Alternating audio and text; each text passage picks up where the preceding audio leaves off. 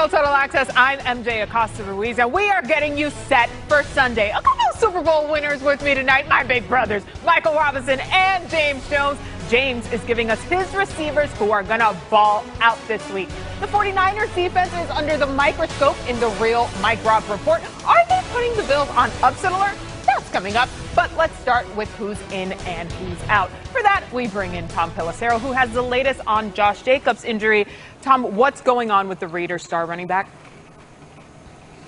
Well, MJ, Josh Jacobs is out for Sunday's game against the Jets because of his ankle injury. Now, my understanding is the hope is that this is just a one-game absence for Jacobs, who did not practice all week. The plan is a committee backfield in his place with Jalen Richard and Devontae Booker among those getting touches. Elsewhere, Giants quarterback Daniel Jones officially listed as doubtful for Sunday's game against the Seahawks because of that hamstring that he hurt a week ago. Jones did return to practice today, but sure sounds like it will be Colt McCoy getting his first start of the season at Seattle.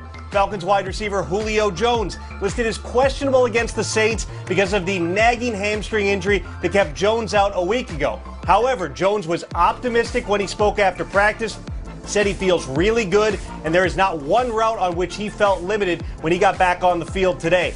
His teammate running back Todd Gurley also listed as questionable because of a knee after he returned to practice on a limited basis today. Bears wide receiver Allen Robinson listed as questionable for Sunday's game against the Lions because of a knee injury. My understanding is this is precautionary, but Robinson was limited in practice today. And as for Chiefs running back Clyde Edwards-Helaire, he is questionable for Sunday night's game against the Broncos because of an illness. He did not practice the past 2 days. I am told it is not COVID-related, just some kind of stomach bug. Edwards-Helaire should be good to go. MJ? Tom, that was quite a long list. Thank you for that. And we have a few more to add for you. A quick look at some other notable injuries here for your fantasy factors for Week 13. Here's who's questionable. Cam Newton with an abdomen, Tua Tagovailoa with a thumb, Phillip Lindsay with a knee, and Jerry Jeudy with an ankle. Meantime, Kenny Golladay is out with a hip. All right, time now to get you to our Total Access Game of the Week. This our time, you feel me? Hey, you gonna know these two. Let's whoop their ass. Cuts back to the left of the 10. Breaks a tackle to the 5. Kyler Murray with a touchdown run. It's a 3-touchdown day for Higgs. Picked off by Baker. Peterson got that one. Fuller with the pick of Brady. One-handed catch and a touchdown. To intercept is Jalen Ramsey. Right on cue. Come on, yo, let's go. Malcolm Brown, his second touchdown of the night. Kyler Murray to Christian Kirk into the end zone. Caught by Robert Woods. Throws him down at the 15. Aaron Donald cannot be contained. Miraculous! It's Murray magic! Sometimes you just have to say a little less, like in this Cardinals social media post today showcasing D-Hop there. The caption, simply, Rams Week. Not a lot of words there, but we definitely got the message. M-Rob and JJ, the Total Access Game of the Week, of course, Rams, Cardinals. You guys have some keys to victory, but I want to start with you, M-Rob, here. What's some of the keys to the victories for the Rams? Yeah, it's a lot going on here with this game. It's a big game for both teams. But for the Los Angeles Rams, first and foremost, Jalen Ramsey needs to eliminate DeAndre Hopkins. And yes, he needs to just be that shutdown corner. According to Pro Football Focus, in 7 games that these guys have been up against each other, DeAndre Hopkins has, almost 400 receiving yards and 2 touchdowns. I know Jalen Ramsey does not like to hear that. He's been one of the top guys this year at completely shutting opposing wide receivers down. And you know that Kyler Murray, when he gets going, the guy that gets him going is DeAndre Hopkins. If Jalen Ramsey can stay over top of him, don't give up the big plays, don't give up any touchdowns, I'm telling you, the Rams have their best chance to get a victory on Sunday. I like it, Mike Robin. Let's stick with the corners. The Arizona Cardinals corners, Fitzpatrick and Patrick Peterson. Listen, Hopkins may be the best receiver in the game, but the best duo in the game is Robert Woods and Cooper Kupp. They do everything. Running fly sweeps, route running, deep routes, it does not matter. You have to slow these two guys down. Fitzpatrick, Patrick Peterson, you guys got to get your hands dirty. You got to slow these two down if you want a chance to slow down this Rams offense and have a chance to win this ball game. You're absolutely right, JJ. They're gonna have to tackle this week, other than cover. But my second thing that the Rams are gonna have to do to get the victory is force Kyler Murray to throw the football from the pocket. This kid can accelerate at a rate that not a lot of human beings on this planet can. And when he gets outside of the pocket, that's when all the damage happens. That's when that's when he throws from the different angles. That's when he's able to really gain leverage on an opposing defense. That's when he can attack the defense with that 68% completion and almost 700 yards rushing on the season with 10 rushing touchdowns. You don't want to get this guy in space. So if they can keep him in the pocket, make passing hard for him, again, I think they give themselves their best chance to win on Sunday. Well, yeah, that's exactly what the Rams want to do. You want to force Kyler Murray to stand in the pocket and throw the football and let number 99 get after him. But listen, ever since that Seattle game and Kyler Murray got hit and fell on his shoulder, he has not been running the football. And your team has not been having success. If you want your team to have success and win this ball game and make a playoff push, Kyler Murray has to run the football. And when I say run the football, he has to do this, what you're seeing right now. I need 80-plus yards from Kyler Murray on the ground. You cannot stand in the pocket and let Floyd and Aaron Donald come after you. It's going to be a long day because we know Jalen Ramsey's behind there, and he's on the clock count because he knows his big dogs is going to get there. So Kyler Murray, get out of that pocket. All right, don't listen to Mike Robb and stand in that pocket. Get out of that pocket. All right, and make some play. The two of you got Kyler here like, wait, which one do I listen to? All right, so let's stop the confusion, move on, and let's pick this game. M-Rob, you first. Who you got?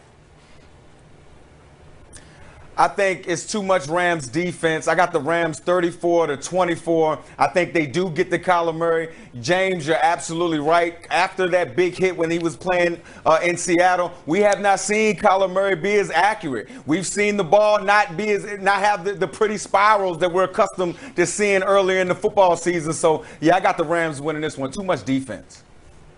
Mike Robb, I just gave Kyler Murray the game plan, getting outside the pocket, but you're right. He has not been doing it since that hit, so I can't take the Cardinals neither. I like the Rams in this game, division battle, but I'm going with the Rams and Jared Goff. If you guys remember last week, the entire Total Access crew picked the Rams to win, and it did not go well for them against their divisional rivals. But you gotta I'm going to do it again because I am picking the Rams to take this one. Let's see if they can kind of get back on the win column. I have them taking it 27-24, guys. Thank you. It's a jump run to the left and a stutter step and a cutback and a stiff arm 45. He's to the 50. He's to the 40. 35, 30. He cuts back left again. He's to the 10. He's to the 9. Oh, Nick Chubb is back. Henry to the 25. Henry to the 20. To the 15.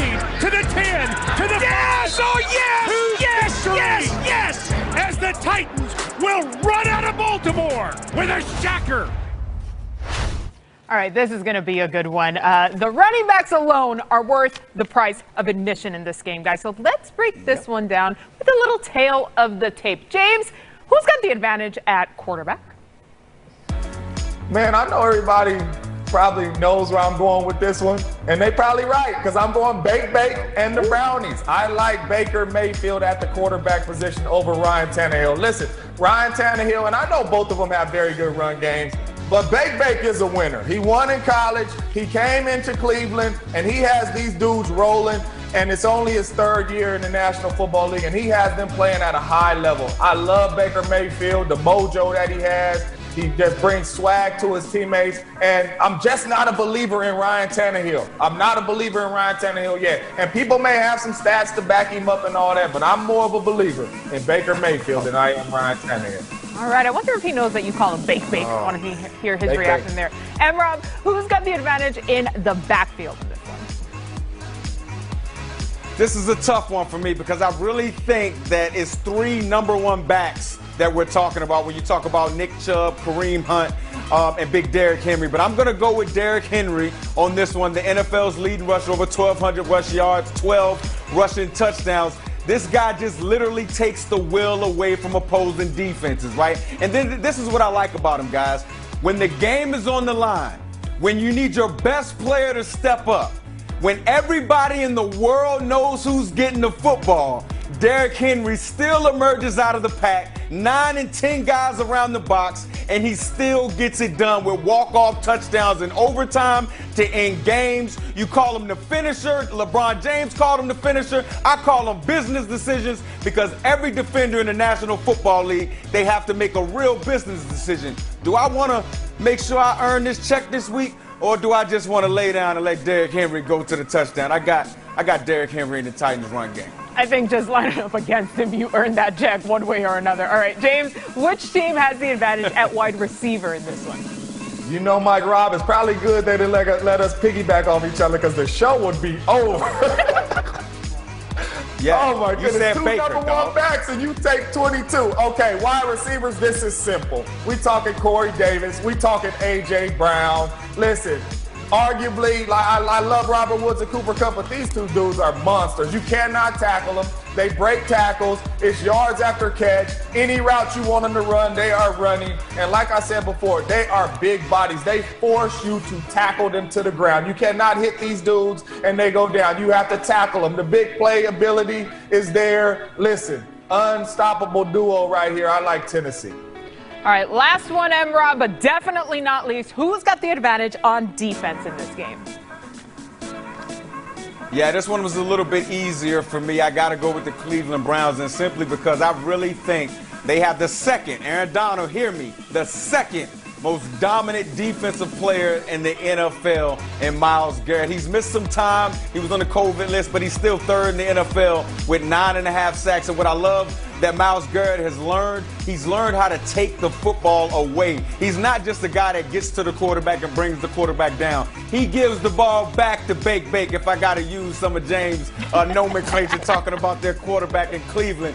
He gives the ball back to Bake, and that's what you love about the Cleveland Browns defense. All right, guys, good stuff there. We're going to pick this one, but I'm going to make you wait to reveal this choice, because that's coming up a little later in the show. But we do have other games to predict, of course. But first, let's take a look at our game pick standings, because your girl wants to flex just a little bit. Here are our total access pick standings. Right now, I remain in first place, 114 victories or games predicted correctly. Rob second, 109. James, you gotta catch up here, my friend. Or don't. I'm good in first place. I'm just saying. And Rob and JJ, let's get this one out of the way nice and early. Eagles, Packers. Is there any way that the Eagles pull an upset here, James? No. I'm taking the Green Bay Packers in this game, and I'm taking them big. I mean, I'm not the only one that watched Carson Wentz and this Eagles team. Listen, the Eagles are struggling. They cannot find their way right now. The Green Bay Packers in this one big, as you can see. James, we agree on this one, man. I got the Packers 30-21, and honestly, you know, people may say, Mike, this is a hot take. Mike, you're going overboard. Something happened to Carson Wentz on that pedestal when they, when they won the Super Bowl and Nick Foles got the MVP. Something happened. I think Philly may need to move on at some point. All right. You guys know I have a little attitude about Green Bay because they've lost a couple of games that should have been dubs, but I'm going to trust them again this week because I know what they're capable of. I'm taking them 32-21. Aaron, make it happen for me. Still to come on NFL Total Access. Hate to be the one to tell you, but I got some bad news for 3 Sunday favorites. You're going on upset alert. Cynthia Freeland's going to teach us the science of stat projection. And this time, it'll serve as a fantasy warning for anyone about to start the headman of H-Town and the hyphenate of KC. Plus, 1,400 scrimmage yards, 14 total touchdowns, 4 wins in the last 5. And